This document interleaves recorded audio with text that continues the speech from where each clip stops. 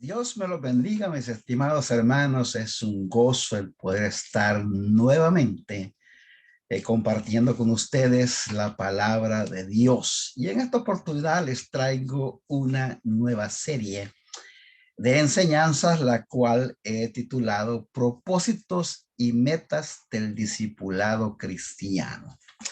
Y según Marcos capítulo 3, versículos 13 al 14, dice de que después, estas palabras que Marcos escribe acerca de lo que Jesús hizo, dice, después subió al monte y llamó así a los que él quiso y vinieron a él y estableció a 12 para que estuviesen con él y para enviarlos a predicar. Estos son los dos propósitos principales del llamado de los discípulos: estar con Jesús para ser capacitados y finalmente para enviarlos a predicar. Y esa es la razón. Sabemos que hay más propósitos, pero estos son como los propósitos principales por el cual Dios llama a cada persona. Y en esta serie vamos a tratar los siguientes temas. El primero, vamos a hablar acerca del llamado al discipulado o a seguir a Jesús en su camino. En el segundo tema vamos a tratar sobre la madurez espiritual de los discípulos de Jesús. Tercer tema, vamos a hablar sobre el ministerio de los discípulos de Jesús. Cada discípulo tiene un ministerio. Y por último, vamos a hablar en cuarto lugar sobre la misión de los discípulos de Jesús. Y sabemos que es ir por todo el mundo y hacer discípulos. Esos son los temas que vamos a estar compartiendo en esta serie.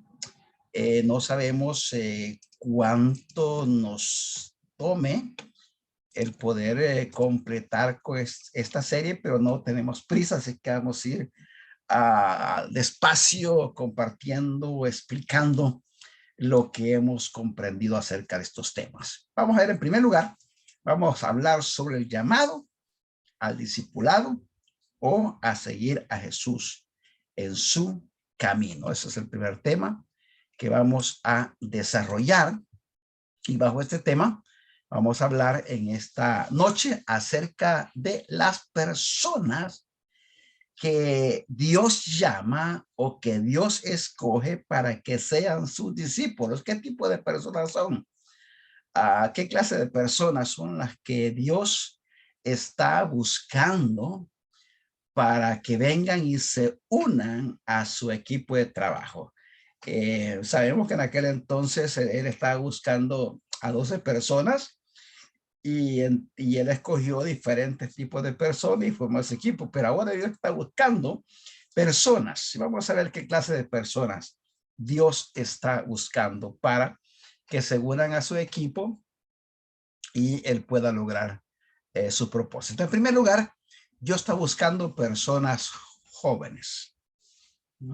Y cuando hablo de jóvenes, me estoy refiriendo a personas que están, pues, incluso personas tal vez prejóvenes o niños. Incluso vemos nosotros que hoy día, pues, muchos niños están recibiendo el llamado de Dios, y es impactante ver cómo estos niñitos alaban a Dios y sirven a Dios. Tenemos niños predicadores hoy en día, tremendo, ¿no es cierto? Pero Dios está llamando a la gente joven, la gente que tiene pues toda esa energía, ¿no?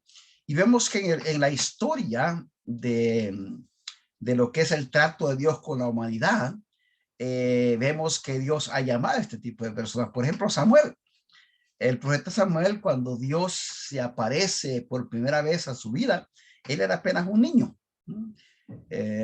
Y Dios lo llamó estando en esa etapa de su vida, en su niñez, sin conocimiento mucho acerca de la vida porque él se había quedado en el templo y entonces era un niño cuando él se le aparece y lo llama como profeta de Dios. Así que no hay que sorprendernos el que Dios llame a niños, porque Dios puede hacerlo y en estos tiempos estamos viendo cada vez eso más. David, por ejemplo, era un muchacho cuando Dios lo escogió, lo ungió y cuando derrotó a su primer gigante, ¿no? Era un muchacho, eso es lo que le dijo Samuel cuando lo ve. Le dice, si eres un muchacho, o sea, sin experiencia, no sabes de guerra, no sabes nada, pero hermanos, cuando Dios está con nosotros, no importa cuál sea la edad que tengamos, Dios puede hacer maravillas. Así que si tú eres joven, no permitas que la gente te menosprecie. Pablo le decía a Timoteo, ninguno tenga en poco tu juventud, porque a veces los adultos menospreciamos a los jóvenes, a los niños por su edad, pero déjeme decirte que esos niños son personas que Dios ha escogido, que Dios ha llamado y que Dios está capacitando en las diferentes iglesias. La Biblia dice que Juan fue uno de los discípulos más jóvenes que tuvo Jesús. Y Timoteo incluso, Pablo le llama que era un joven. Así es que el ser joven, el tener una edad quizás muy corta, no es una excusa para servir al Señor. Al contrario, es una ventaja, es una bendición. Así es que motivo a todos aquellos niños, aquellos jóvenes, jovencitas, a que sirvan a Dios. Dios tiene un plan maravilloso para tu vida y así es que no permitas que personas mayores menosprecien tu llamado, porque Dios está buscando y ha llamado a través de la historia a niños, a jóvenes, a muchachos, a personas con edad muy poca. Los ha llamado y han sido tremendos elementos en las manos de Dios. Pero también Dios está buscando gente adulta. No solo gente joven, sino también Dios está buscando personas adultas, personas incluso mayores. Y todos están de acuerdo que la mayoría de los discípulos de Jesús, estos andaban arriba de los 30 años. Algunos quizás ya tenían 40, 50 años o quizás más cuando Jesús los llamó al ministerio. Incluso en Juan capítulo 4, 3, versículo 4, Jesús dice que Nicodemo era viejo. Cuando le dice, ¿cómo tú siendo viejo no entiendes estas cosas? ¿Cómo tú siendo viejo no sabes lo que es el nuevo nacimiento? Entonces eso nos indica de que Nicodemo tenía pues una edad bastante avanzada cuando vino a Jesús, y es por eso que Jesús le dice esas palabras. Incluso Zacarías, Elizabeth, dice Lucas 1:7 que ambos eran avanzados en edad. No sabemos cuántos tenían, quizás 60, tal vez 65, quizás más, quizás 70, no se sabe. Pero el asunto es que la Biblia habla que estos dos personas eran personas de edad avanzada y aún así estaban sirviendo al Señor. Aún así, Dios los escogió para que fueran los padres de Juan el Bautista. Un milagro. Dios tuvo que hacer un milagro en la vida de Elizabeth para que ella pudiese concebir y pudiera dar luz, hermanos, a esa edad. Así es que la edad no es un problema, la edad no es una excusa, no importa cuántos años tú tienes, todavía puede ser de bendición para el Señor, todavía puedes servir a Dios.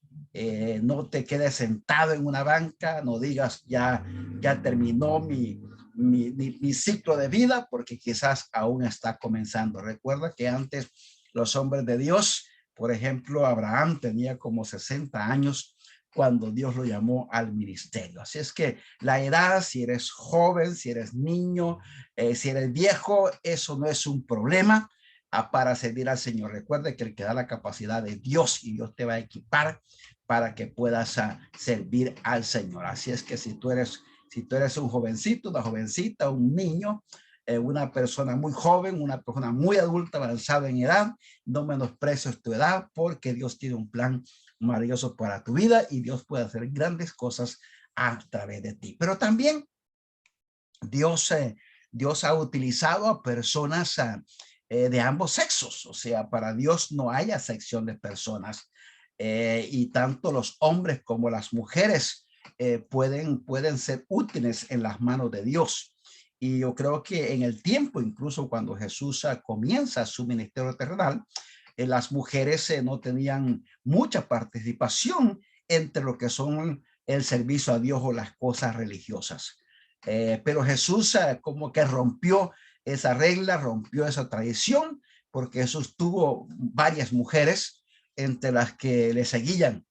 Dice Lucas capítulo 8, que menciona ahí varias mujeres que estaban siempre con Jesús, que le servían de sus bienes y que las vemos en muchas reuniones donde Jesús estaba.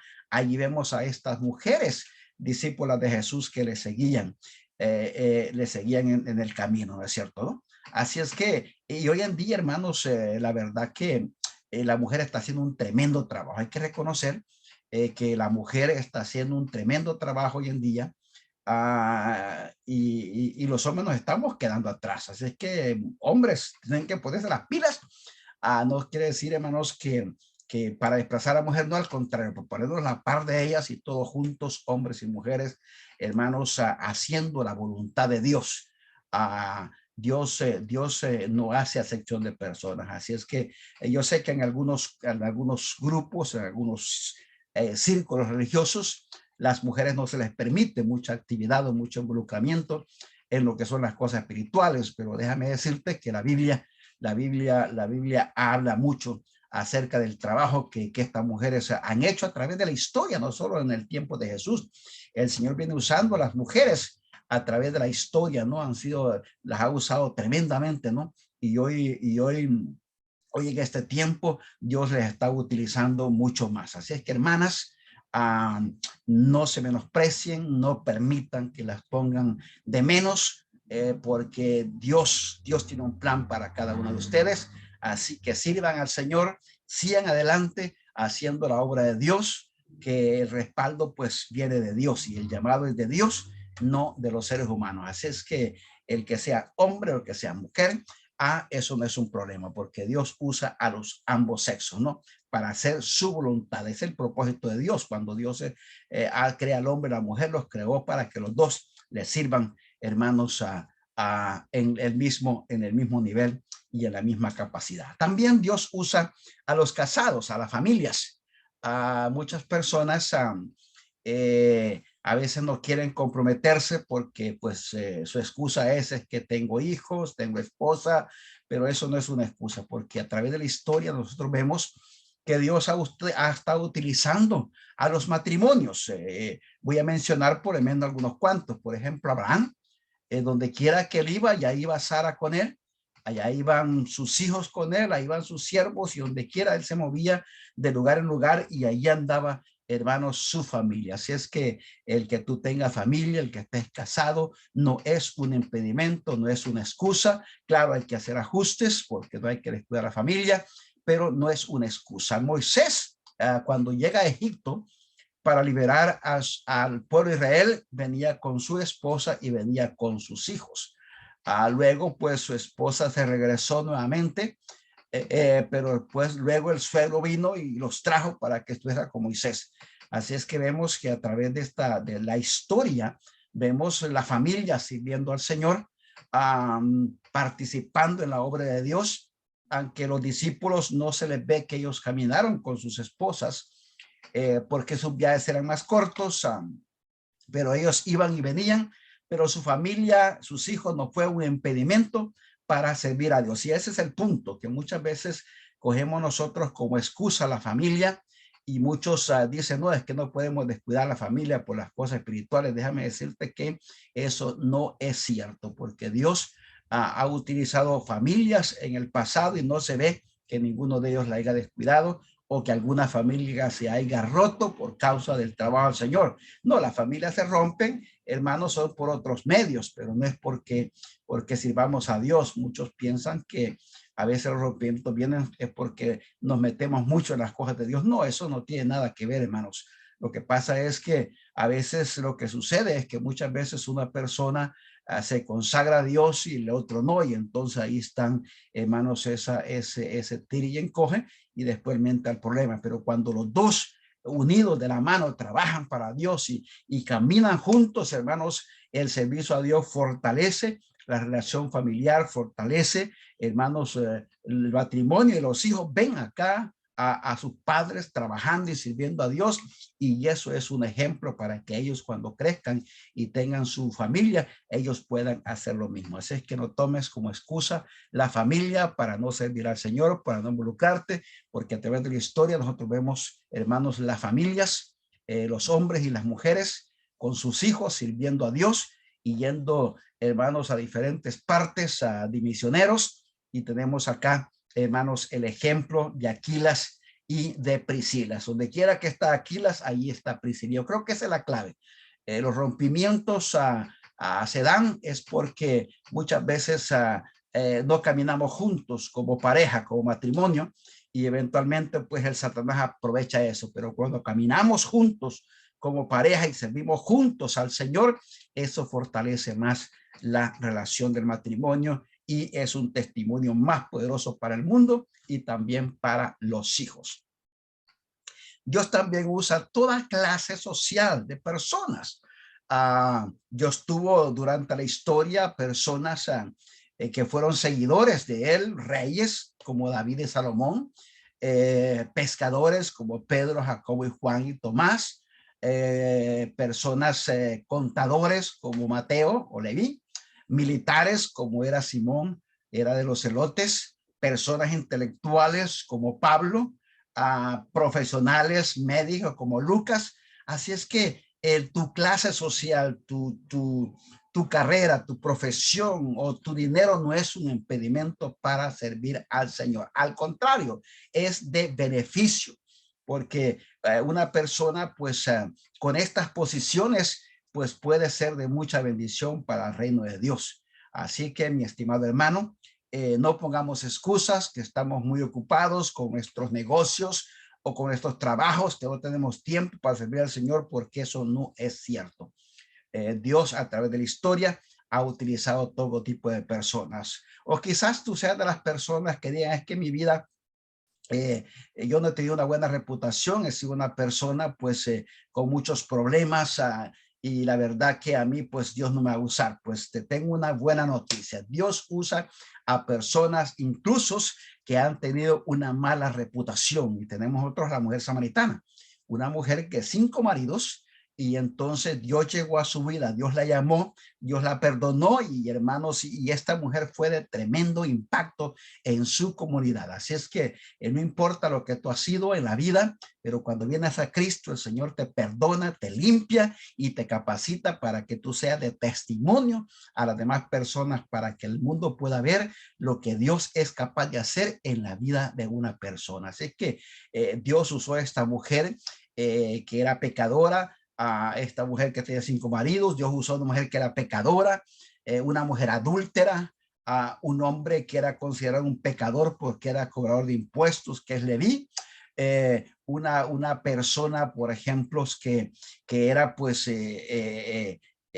digamos, personas que no eran como gratos ante la sociedad y que incluso criticaban a Jesús cuando él estaba comiendo con estas personas, ¿no es cierto? Cuando está en la casa de Leví, llega esta mujer, Jesús es juzgado por estar en la casa de los cobradores de impuestos, ¿no es cierto? Pero Dios, el Señor Jesús dijo que él había venido a este tipo de personas, en Mateo capítulo 2, 16 al 17.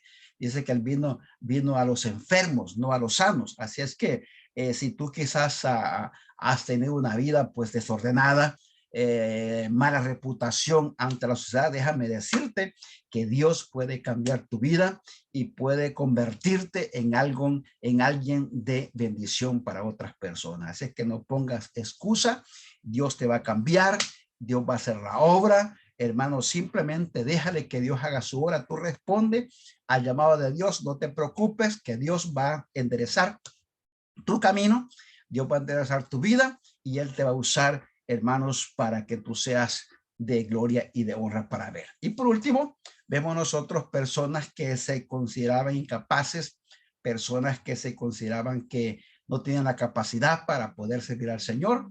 hermanos, Dios lo utilizó como Gedeón.